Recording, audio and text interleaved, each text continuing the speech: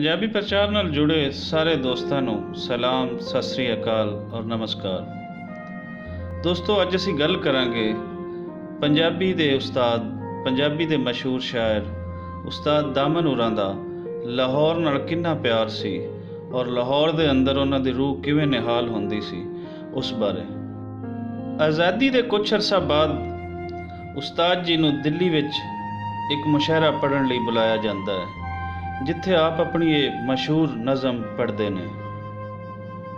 ਭਾਵੇਂ ਮੂੰਹੋਂ ਨਾ ਕਹੀਏ ਪਰ ਵਿੱਚੋਂ ਵਿੱਚੀ, ਭਾਵੇਂ ਮੂੰਹੋਂ ਨਾ ਕਹੀਏ ਪਰ ਵਿੱਚੋਂ ਵਿੱਚੀ, ਖੋਏ ਤੁਸੀਂ ਵੀ ਹੋ ਖੋਏ ਅਸੀਂ ਵੀ ਹਾਂ। ਇਹਨਾਂ ਆਜ਼ਾਦੀਆਂ ਹੱਥੋਂ ਬਰਬਾਦ ਹੋਣਾ, ਇਹਨਾਂ ਆਜ਼ਾਦੀਆਂ ਹੱਥੋਂ ਬਰਬਾਦ ਹੋਣਾ, ਹੋਏ ਤੁਸੀਂ ਵੀ ਹੋ ਹੋਏ ਅਸੀਂ ਵੀ ਹਾਂ। ਕੁਝ ਉਮੀਦ ਹੈ ਜ਼ਿੰਦਗੀ ਮਿਲ ਜਾਏ, ਮੋਏ ਤੁਸੀਂ ਵੀ ਹੋ ਮੋਏ ਅਸੀਂ ਵੀ ਹਾਂ। ਜਿਉਂਦੀ ਜਾਨ ਹੀ ਮੌਤ ਦੇ ਮੂੰਹ ਅੰਦਰ, ਢੋਏ ਤੁਸੀਂ ਵੀ ਹੋ ਢੋਏ ਅਸੀਂ ਵੀ ਹਾਂ। ਤੇ ਜਾਗਣ ਵਾਲਿਆਂ ਰੱਜ ਕੇ ਲੁੱਟਿਆ ਏ, ਜਾਗਣ ਵਾਲਿਆਂ ਰੱਜ ਕੇ ਲੁੱਟਿਆ ਏ। ਸੋਏ ਤੁਸੀਂ ਵੀ ਹੋ ਸੋਏ ਅਸੀਂ ਵੀ ਹਾਂ। ਤੇ ਲਾਲੀ ਅੱਖੀਆਂ ਦੀ ਪਈ ਦੱਸਦੀ ਏ, ਲਾਲੀ ਅੱਖੀਆਂ ਦੀ ਪਈ ਦੱਸਦੀ ਏ, ਰੋਏ ਤੁਸੀਂ ਵੀ ਹੋ ਰੋਏ ਅਸੀਂ ਵੀ ਹਾਂ। ਇਸ ਨਜ਼ਮ ਦਾ ਸੁਣਨਾ ਸੀ ਕਿ ਉੱਥੇ ਮੌਜੂਦ ਲੋਕ ਰੋਣ ਲੱਗ ਪਏ।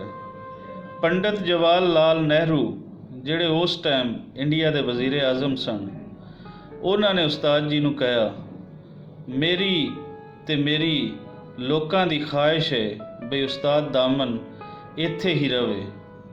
ਪਰ ਦਾਮਨ ਜੀ ਨੇ ਇਨਕਾਰ ਕਰਦਿਆਂ ਹੋਇਆਂ ਆਖਿਆ, ਮੈਂ ਰਵਾਂਗਾ ਲਾਹੌਰ ਵਿੱਚ ਹੀ, ਭਾਵੇਂ ਜੇਲ੍ਹ ਵਿੱਚ ਰਵਾਂ।